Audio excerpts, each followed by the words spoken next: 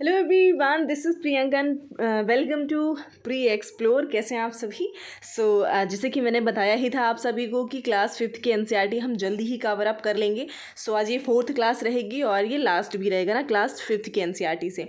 इसके बाद हम क्लास 3rd शुरू करेंगे बिकॉज़ अभी ईवीएस की बुक जो है ना अपडेट हो गई है क्लास 3rd में। एक पुरानी बुक भी है जो अभी तक चल रही थी, जो हम पढ़ रहे थे, है ना, लुकिंग अराउंड, और अभी आपकी अपडेटेड बुक भी आ चुकी है। तो दोनों को ही हमें कवर अप करना है। अगर कुछ इंपॉर्टेंट फैक्ट उधर भी मिलते हैं ना, क्या पता भाई सीटेट में क्या पूछ लिया जाए ना, क्योंकि वहाँ पे आपका सिलेबस या फिर कुछ ऐसा चेंज नहीं किया गया है, बट बुक आ गई है नहीं तो पढ़ना ज़रूरी हो जाता है ना। तो इसके बाद हम क्लास 3rd पे आ जाएंगे। मूव ऑन करेंगे अपने कंटेंट की तरफ। एक चैप्टर है जहाँ पे छुआछूत और इन सब से रिलेटेड बातें बताई गई हैं, जैसे कि गांधी जी भी होते हैं, उनसे रिलेटेड छोटी छोटी स्टोरीज़ हैं। इम्पॉर्टेंट क्या हो जाता है हमारे लिए कि यहाँ पे भीमराव अंबेडकर जी के बारे में बताया गया है, ठीक है। और ये छोटे से थे जब ये महाराष्ट्र के गोरेगांव से बिलोंग करते हैं, ठीक है। इनकी स्टोरी है। ओवरऑल इम्पॉर्टेंट हमारे लिए क्या हो जाता है कि भीमराव अंबेडकर, जिन्हें हम संविधान का निर्माता भी कहते हैं ना, फादर ऑफ, अगर हम कॉन्स्टिट्यूशन की बात करते हैं तो वो कौन है, तो वो हमारे बाबा साहब ही हैं, ठीक है।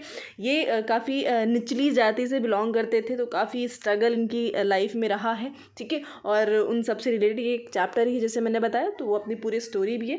बट हमें याद क्या रखना है, भीमराव अंबेडकर जो कि महाराष्ट्र के गोरेगांव से बिलोंग करते हैं, और इन्हें आज हम जानते हैं, पूरी दुनिया में सब जानते हैं। तो क्यों? बिकॉज इन्होंने जो ड्राफ्टिंग कमेटी थी ना एक तरीके से संविधान निर्माण में, तो उसके अध्यक्ष यही होते हैं, बाबा साहब भीमराव अम्बेडकर ही थे, ठीक है। नेक्स्ट फैक्ट पे पहुँचेंगे।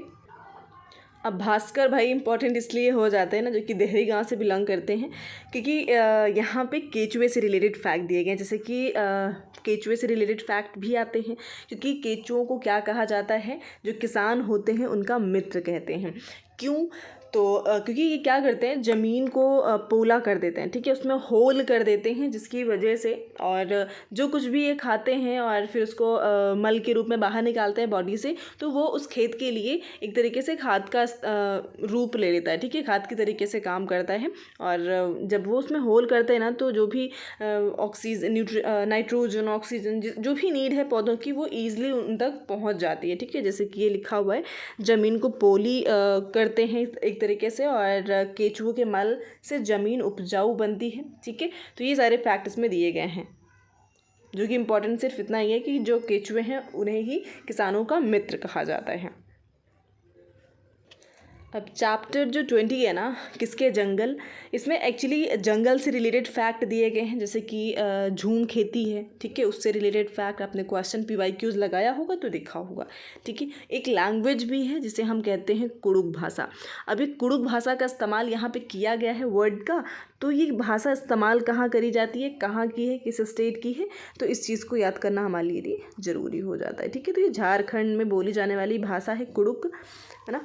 तो ये फैक्ट आप नोट डाउन कर लेंगे। देखिए पूरा नहीं आपको पढ़ना है, सिर्फ ये जो फैक्ट बताती जा रही हूँ इसको आप नोट डाउन करते जाएंगे तो बेहतर होगा, ठीक है। इसके बाद खैर मैं कंटेंट की क्लास भी लूँगी, जैसे कि हमारे 6 थीम्स है ना EVS में, तो उस बेसिस पे भी हम अलग से क्लासेस लेंगे। अभी हम NCERT कवर अप कर रहे हैं, ठीक है। यहाँ पे कुड़ुक भाषा का इस्तेमाल झारखंड में किया जाता है, ठीक है। और साथ में अब जैसे कि जंगल से रिलेटेड इसमें फैक्ट दिए गए थे, तो यहाँ पे जंगल अधिकार अधिनियम कानून आया था 2007 में। ये कानून आदिवासियों को जंगल पर उनका हक दिलाता है। जो लोग कम से कम 25 साल से कम में रहे हैं, उनका वहाँ के जंगल और वहाँ पैदा होने वाली चीज़ों पर हक है।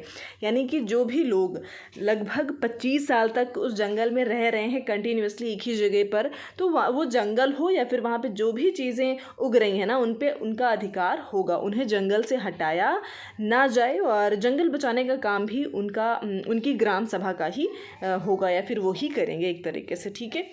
तो ये है जंगल अधिकार अधिनियम, जो कि इम्पोर्टेंट हो जाता है। आते हैं नेक्स्ट फैक्ट पे। अब आपको ये इंडिया का मैप नज़र आ जाएगा, NCERT में ही मेंशन था तो मैंने कहा शेयर कर दिया जाए ना। जैसे कि ज़्यादा घने जंगल, तो ब्लैक से आपको जो भी डॉटेड नज़र आ रहे हैं, यहाँ पे ज़्यादा घने जंगल देखने को मिल जाएंगे। कम घने जंगल जो ये ग्रीन वाला पोर्शन नज़र आ रहा है, ठीक है। ये आप देख सकते हो, खैर PDF आपको प्रोवाइड करा दी जाएगी।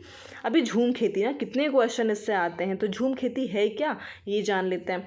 झूम खेती का तरीका निराला है। एक फसल कटने के बाद ज़मीन को कुछ साल तक आराम करने देते हैं, उसमें खेती नहीं करते हैं। इस जगह को बांस या जंगल इस जगह में बांस के जंगल उग जाते हैं, उन्हें उखाड़ते नहीं हैं, बस गिरा करके जला देते हैं। मतलब वहीं पे गिरा देंगे, उनको जला दिया जाता है। जो राख होती है ना, ज़मीन में खाद का काम करती है। ज़मीन को जलाते हुए आसपास के पेड़ ना जल जाएं, जंगलों को नुकसान ना पहुँचे, यह भी ध्यान देना होता है। ऐसा नहीं है कि आग लगा दिया तो मतलब एक तरफ से जंगल साफ़ हो जाए ना, ऐसा नहीं करना है। फिर जब इस ज़मीन में खेती की बारी आती है तो ज़मीन को जोता नहीं जाता है, मिट्टी को हल्के से हिला करके बीज छिड़क दिया जाता है। एक ही खेत में अलग अलग तरह के बीज जैसे कि मकई, सब्जियां, मिर्च और चावल बोए जाते हैं। देखिए ऐसा क्यों किया जाता है ना, ये क्रॉप रोटेशन ज़रूरी होता है। बिकॉज़ अगर एक ही तरीके की क्रॉप आप कंटिन्यूसली बोते रहोगे ना तो उसकी जो उपजाऊ क्षमता है, फर्टिलिटी कैपेसिटी ना, वो कम हो जाती है। इस वजह से बदल बदल के खेती करी जाती है। ठीक है, अब आगे क्या बोल रहे हैं कि फसल के समय ही अनचाही घास और पौधों को उखाड़ते नहीं हैं, उन्हें भी गिरा देते हैं ताकि ज़मीन में ताकि वे ज़मीन की मिट्टी में मिल जाएं, जिससे भी ज़मीन उपजाऊ बनती है। ठीक है, और अगर किसी परिवार में किसी कारण खेती का काम पिछड़ जाता है तो दूसरे लोग मदद के लिए आ जाते हैं। ठीक है, और आते हैं इसी को आगे बढ़ेंगे, देखते हैं क्या चीज़ें हैं। तो फसल से रिलेटेड कई सारे त्यौहार भी हैं, मनाए जाते हैं। ठीक है, इसी से रिलेटेड एक फेस्टिवल आपका हो जाता है ना, इसी वजह से यहाँ पे इसके बारे में मेंशन किया गया है। जैसे कि ये चेराओ नृत्य है, नाच है, जो कि मिजोरम में किया जाता है। कहाँ पे करते हैं?